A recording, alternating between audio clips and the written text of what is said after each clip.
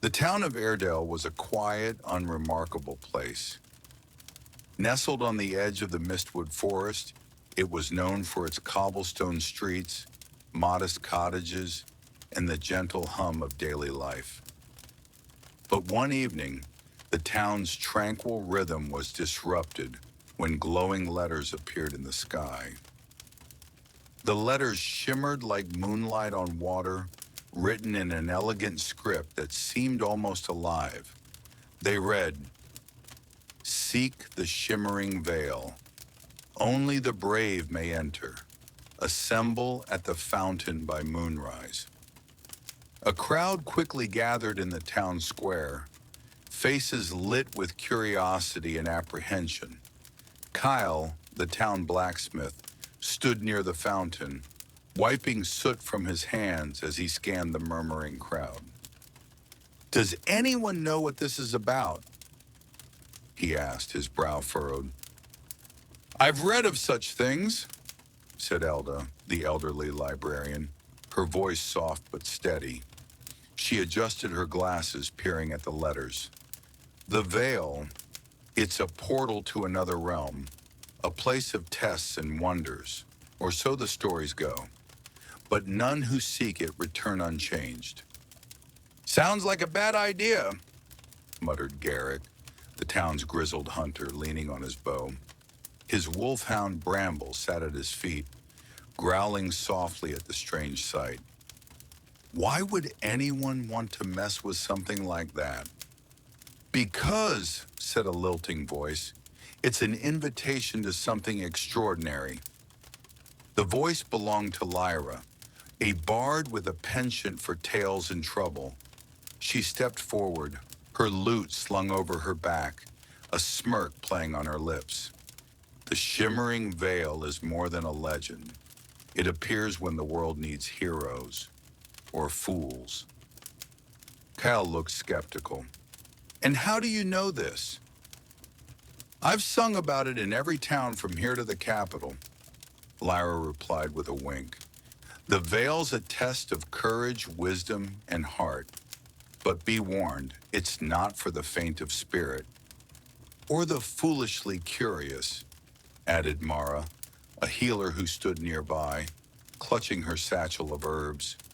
"We don't even know if this is safe." As the crowd debated, Finn, a wide-eyed apprentice mage, pushed his way to the front. "It's magic, isn't it? True magic. How can we not go? What if it's our destiny?"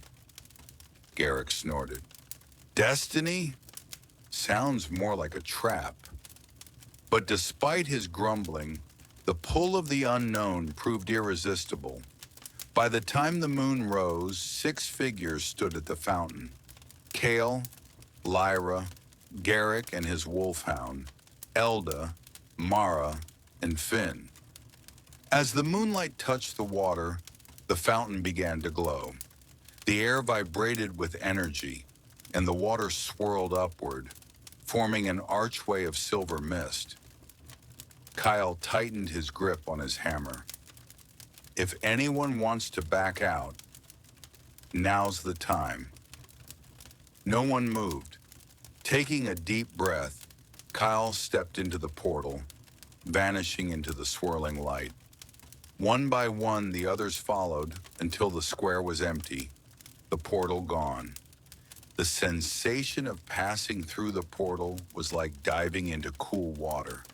When the group emerged, they found themselves in a world unlike anything they'd known. Towering trees with glowing leaves cast a soft luminescence over the landscape. The air shimmered as if infused with magic, and a silver river wound its way through rolling hills. In the distance, a castle made entirely of crystal rose against the sky, its spires catching the light of 2 moons. "This is," Finn whispered, his voice filled with awe. "This is incredible." "Stay alert," Garrick warned, his eyes scanning the shadows. "This place might look pretty, but that doesn't mean it's safe." As if in answer, a deep voice rumbled from the trees. Who dares enter the veil? The group turned to see a towering figure emerge from the shadows. It was a guardian, its body made of obsidian, its eyes glowing like molten gold. The air seemed to hum with its presence.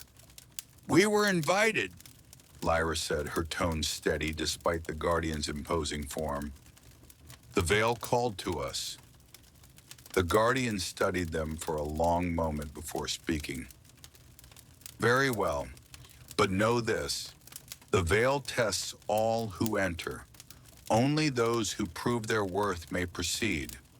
Follow the path and remember, the choices you make will shape your fate. Without another word, the guardian stepped aside, revealing a path through the forest. The group exchanged uneasy glances before moving forward.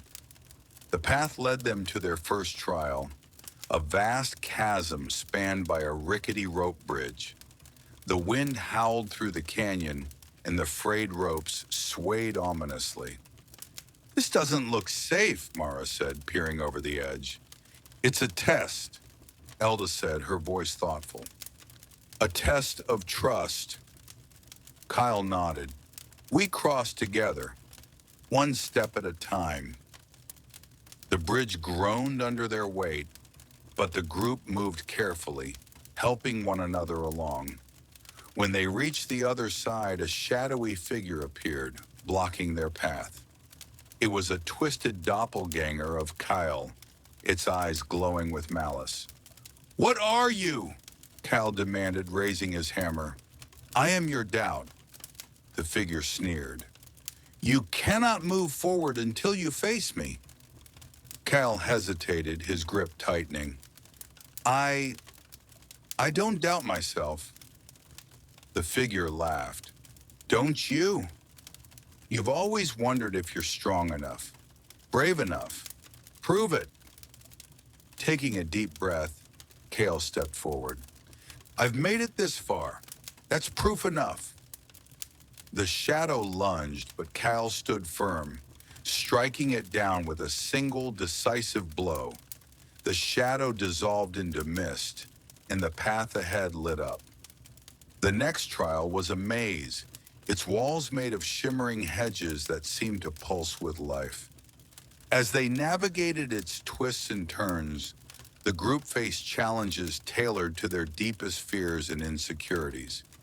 Finn encountered a magical puzzle, its symbols shifting and twisting before his eyes. I can't figure it out, he stammered. Yes, you can. Trust yourself. With trembling hands, Finn solved the puzzle, the maze shifting to reveal the way forward. Mara was faced with a wounded spirit, its ethereal form flickering with pain. It's too far gone, she murmured. Try anyway. Mara knelt, her hands glowing with healing light. Slowly the spirit stabilized, bowing in thanks before disappearing. Garrick, meanwhile, came face to face with a spectral wolf, a manifestation of his fear of failure. Bramble barked at the apparition, standing protectively by his master's side. I won't fail, not this time.